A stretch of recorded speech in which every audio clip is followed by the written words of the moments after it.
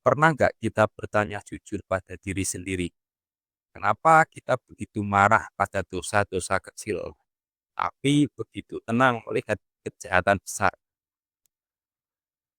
Mengapa satu video asusila bisa bikin kita mengamuk berjamaah, tapi berita korupsi triliunan kita baca santai sambil lalu, kemudian scroll ke bawah?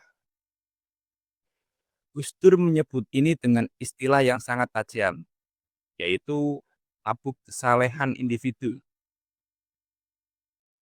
Kita seakan mabuk, tapi bukan mabuk dosa. Kita mabuk merasa soleh. Gus Dur pernah menyoroti satu fakta pahit tentang umat Islam. Beliau bilang, umat Islam itu sangat peka pada perkara amoral, tapi sangat tumpul kepada perkara asosial. Sedikit saja ada orang yang melanggar norma kesusilaan, langsung diganyang habis-habisan, dibuat seolah-olah dialah sumber kehancuran moral bangsa.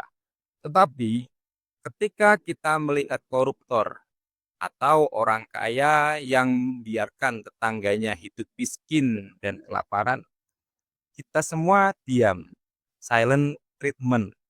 Di situ tidak ada amarah kolektif, tidak ada hujatan berjamaah, tidak ada demo moral.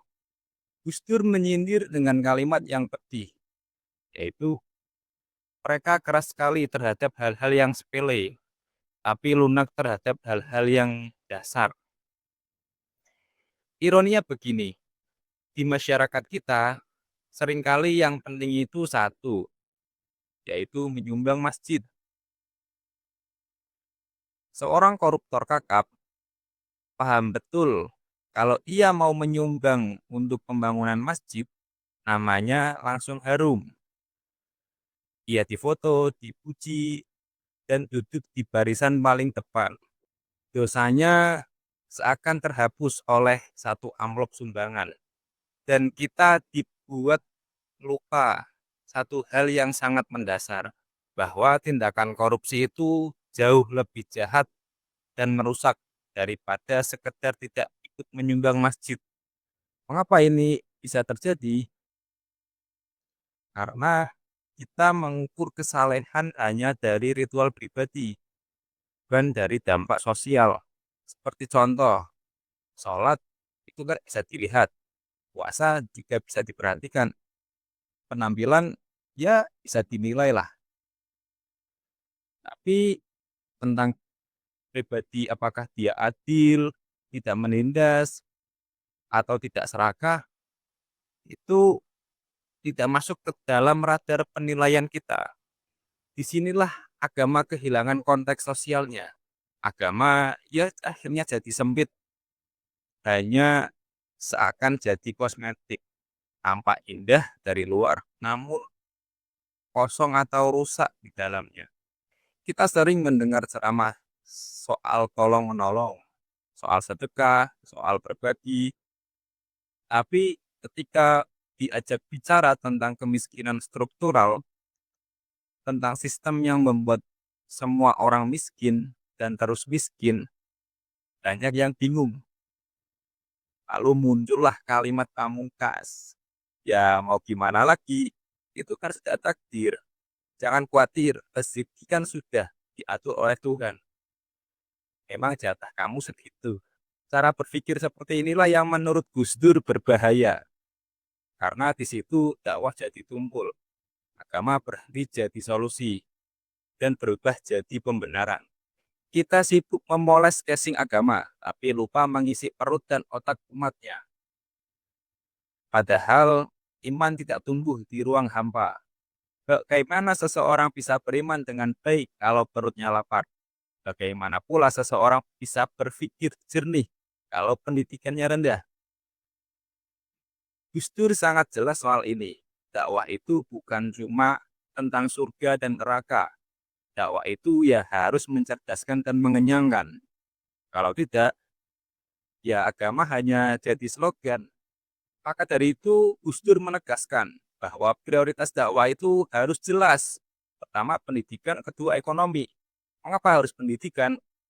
Agar umat itu tidak mudah dibodohi, tidak mudah ditipu, dan tidak mudah dipecah belah oleh isu murahan. Dan ekonomi. Supaya apa? Supaya umat berdaya, tidak terus-menerus menjadi objek belas kasihan, tidak tergantung pada amplop dan sumbangan. Sekarang kita bicara soal mimbar sholat Jumat. Di banyak mimbar Jumat, kita mendengar teriakan-teriakan keras, korupsi itu dosa, pacaran itu haram, zina itu merusak akhlak bangsa. Tapi pesannya bulat, tidak ada solusi nyata, tidak ada arah tindakan. Yang ada hanya teriakan moral. Akibatnya apa? Ya umat jadi jenuh. Pesan agama masuk kuping kiri, keluar kuping kanan.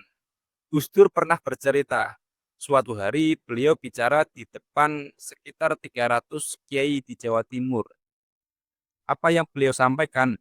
Apakah itu soal budget, soal film tabul, atau soal ongkos haji yang tiap tahun naik terus? Bukan itu semua.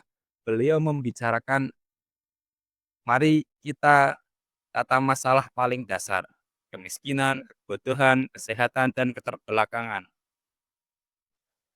Setelah selesai, para kiai ini mendekat dan berkata, kenapa tidak ada yang berbicara seperti ini dari dulu? Kalimat itu jelas menampar kita semua. Artinya apa?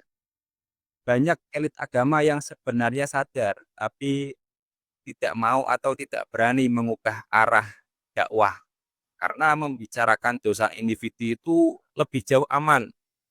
Ia tidak menyentuh kekuasaan, tidak pula mengganggu sistem. Tetapi apabila membicarakan keadilan sosial, itu berbahaya. Itu menyentuh kepentingan, itu menuntut perubahan nyata. Maka dari itu sudah saatnya kita mengubah arah kiblat dakwah. Berhenti meributkan hal-hal kulit, berhenti sibuk menghakimi moral personal. Sementara ketidakadilan dibiarkan merajalela. Dakwah itu harus dewasa. Elit agama harus punya kerangka berpikir kemasyarakatan. Musuh kita hari ini itu bukan sekedar pendosa moral, akan tetapi tentang ketidakadilan, tentang kebodohan, dan sistem yang memiskinkan manusia. Kesolehan sejati tidak berhenti di sajadah. Ia berjalan di jalanan. Ia hadir di pasar. Ia berdiri di samping yang lemah. Inilah warisan pemikiran Gus Dur.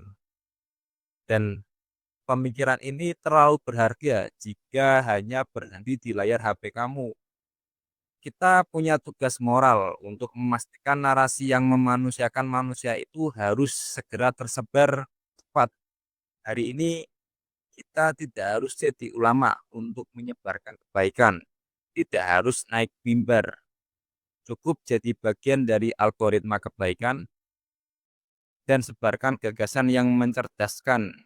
Bagikan pesan yang menguatkan.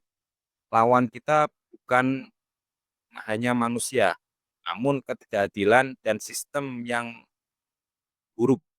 Karena agama pada akhirnya bukan soal siapa yang paling suci di hadapan Tuhan, tapi siapa yang paling sedikit melukai sesama manusia.